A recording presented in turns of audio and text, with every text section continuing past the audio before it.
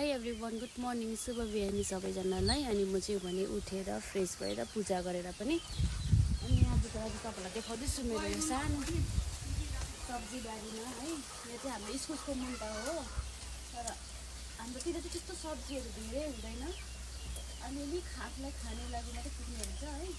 अनि आजको चाहिँ हाम्रो सब्जी यस्तो छ।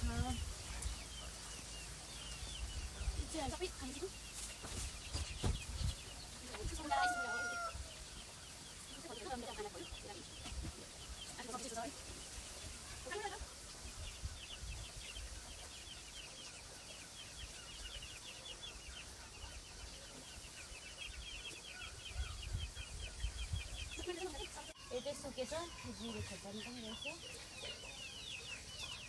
खोर्सानीहरू पनि धेरै कम मात्रामा हुन्छ है। अनि मेरो फेभरेट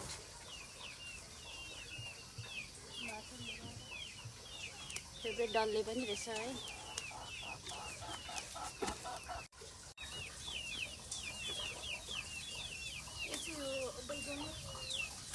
यो चाहिँ भुटेर खानु बेलुकाको लागि होइन। दाल पकायो अनि बैगुन भुटेर मजाले खानुपर्छ।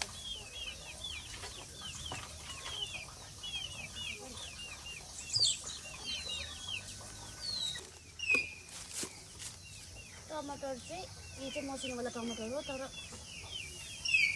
एउटा मात्र फलिरहेको सकेको चाहिँ अदर खानु लागि।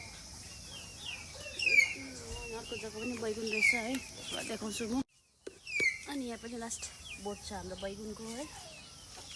बैगुन चाहिँ साह्रै दामी फल्छ, तर यो खोर्सानीहरू यो इस्कुसहरू चाहिँ यस्तो डरलाग्दो फल्दैन। हाम्रोतिर चाहिँ फले पनि धेरै कम मात्रामा फल्छ नि त। अनि त्यो चाहिँ एकदमै बेलुकाको लागि चाहिँ टिपेको, अहिलेको लागि इस्कुस र अघि आमाले फर्सीको मुन्टा टिप्नु भएको छ नि त, मिक्स गरेर बनाउने।